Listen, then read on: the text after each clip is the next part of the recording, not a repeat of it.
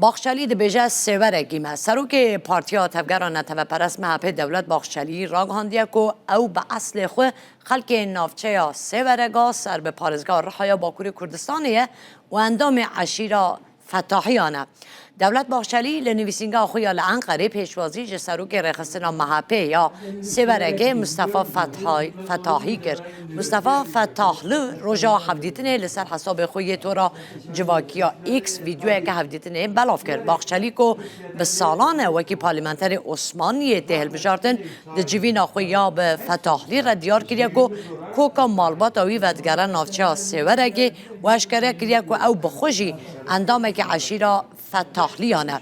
باخچلی جه شاندا کو سردان وی کریبو را گوتیه بریان نهاجی جه آمده هنه کس هاتبون سردان آمن بحث آمده دکرن و من جی جوان را گوت کو مهوندزانن از جی خلک سیورگه من گوت وان ام جه فتاحلیانن سروک محبه دولت باخچلی دی یکی 40,948 ده لی نافچه یا باحچه یا سر به پارزگاه عثمانی ترکی جدایک بویه و دناف ریا گشتی دا هر دم وکه کسک جه عثمانی دناس کرن باخچلی جه عثمانی گلک دبستان بکرنه و به سالانه وکه پارلمانتر و پارزگاهی جی ده پارلمانتر ترکی ده جی دگره لی عشیرا فتاح و لاره انگو فتاحلی جالی دیروگی و وکه عشیره که به کوکا خود ترکمن دناس کرن که به بورینا دمیره لدورین جداین آناتولیای بلاوونه